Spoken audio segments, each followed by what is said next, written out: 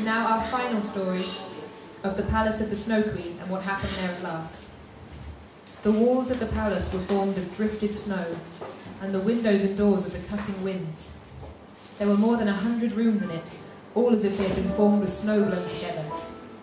The largest of them extended for several miles. They were all lighted up by the vivid lights of the aurora, and they were so large and empty, so icy cold and glistening. There were no amusements here, not even a little bear's ball, when the storm might have been the music, and the bears could have danced on their hind legs and shown their good manners. There were no pleasant games of snapdragon or touch, or even a gossip over the tea table for the young lady foxes. Empty, vast and cold were the halls of the Snow Queen. The flickering flame of the northern lights could be plainly seen, whether they rose high or low in the heavens, from every part of the castle. In the midst of its empty, endless hall of snow was a frozen lake, broken on its surface into 1,000 forms. Each piece resembled another, from being in itself perfect as a work of art. And in the centre of this lake sat the Snow Queen when she was at home. She called the lake the Mirror of Reason, and said that it was the best and indeed the only one in the world. Little Kay was quite blue with cold, indeed almost black, but he did not feel it, for the Snow Queen had kissed away the icy shiverings, and his heart was already a lump of ice. He dragged some sharp, flat pieces of ice to and fro, and placed them together in all kinds of positions, as if he wished to make something out of them, just as we try to form various figures with little tablets of wood, which we call a Chinese puzzle. Kay's fingers were very artistic. It was the icy game of reason at which he played, and in his eyes the figures were very remarkable and of the highest importance. This opinion was owing to the piece of glass still sticking in his eye. He composed many complete figures, forming different words, but there was one word he could never manage to form, although he wished it very much. It was the word eternity. The Snow Queen had said to him, "When you can find out this, you shall be your own master, and I will give you the whole world and a new pair of skates." But he could not accomplish it. "Now I must hasten away to warmer countries," said the Snow Queen.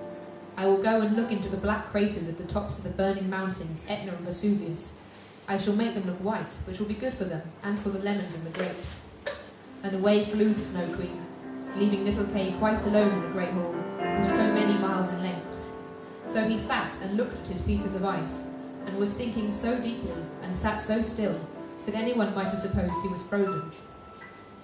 Just at this moment, it happened that little Gerda came through the great door of the castle. Cutting winds were raging around her, but she offered up a prayer, and the winds sank down as if they were going to sleep, and she went on till she came to the large empty hall, and caught sight of Kay. She knew him directly. She flew to him and threw her arms round his neck and held him fast, while she exclaimed, "Kay, dear little Kay, I have found you at last." But he sat quite still, stiff and cold. And little Gerda wept hot tears, which fell on his breast, and penetrated into his heart, and thawed the lump of ice, and washed away the little piece of glass which had stuck there. Then he looked at her, and she sang, "Roses bloom and cease to be, but we shall the Christ child see." And Kay burst into tears, and he wept so that the splinter of glass swam out of his eye. Then he recognised Gerda, and said joyfully, "Gerda, dear Gerda, where have you been all this time, and where have I been?" And he looked around him and said, "How cold it is, and how large and empty it all looks." And then he clung to Gerda, and she laughed and wept for joy. It was so pleasing to see them that the pieces of ice even danced about, and when they were tired and went to lie down, they formed themselves into the letters of the word which the Snow Queen had said he must find out before he could be his own master, and have the whole world in a pair of new skates. Then Gerda kissed his cheeks, and they became blooming, and she kissed his eyes, and they shone like her own. She kissed his hands and his feet, and then he became quite healthy and cheerful. The Snow Queen might come home now when she pleased, for there stood his certainty of freedom, in the words she wanted, written in shining letters of ice. Then they took each other by the hand, and went forth from the great palace of ice. They spoke of the grandmother, and of the roses on the roof, and as they went on, the winds were at rest, and the sun burst forth. When they arrived at the bush with red berries, there stood the reindeer waiting for them, and he had brought another young reindeer with him, whose udders were full, and the children drank her warm milk and kissed her on the mouth. Then they carried Kay and Gerda, first to the Finland woman, where they warmed themselves thoroughly in a hot room, and she gave them directions about their journey home. Next, they went to the Lapland woman, who had made some new clothes for them and put their sleighs in order. Both the reindeer ran by their side and followed them as far as the boundaries of the country, where the first green leaves were budding. And here they took leave of the two reindeer and the Lapland woman, and all said farewell. Then the birds began to twitter, and the forest too was full of green young leaves, and out of it came a beautiful horse, which Gerda remembered, for it was one which had drawn the golden coach. A young girl was riding upon it, with a shining red cap on her head and pistols in her belt. It was the little robber maiden, who had got tired of staying at home. She was going first to the north, and if that did not suit her, she meant to try some other part of the world. She knew Gerda directly, and Gerda remembered her. It was a joyful meeting. "You are a fine fellow to go gadding about in this way," she said to little Kay. "I should like to know whether you deserve that anyone should go to the end of the world to find you." But Gerda patted her cheeks and asked after the prince and princess. "They are gone to foreign countries," said the robber girl. "And the crow?" asked Gerda. "Oh, the crow is dead," she replied. "His tame sweetheart is now a widow, and wears a bit of black worsted round her leg. She mourns very pitifully, but it is all stuff. But tell me how you managed to get him back." Then Gerda and Kay told her all about it. "Snip, snap, snare, it's all right at last," said the robber girl. And she took both their hands and promised that if she should ever pass through the town, she would call and pay them a visit. And then she rode away into the wide world. But Gerda and Kay went hand in hand towards home, and as they advanced, spring appeared more lovely with its green verdure and its beautiful flowers.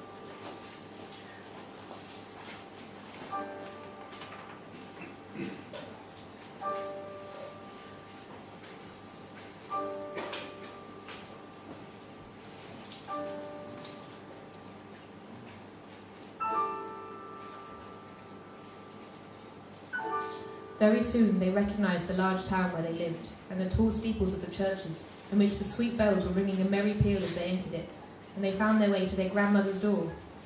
They went upstairs into the little room, where all looked just as it used to, and the old clock was going tick-tick, and the hands pointed to the time of day.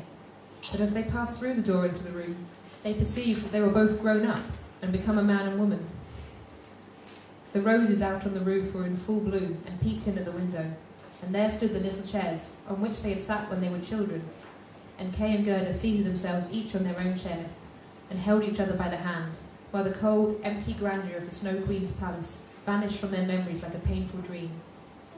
The grandmother sat in God's bright sunshine, and she read aloud from the Bible, "Except ye become as little children, ye shall in no wise enter into the kingdom of God."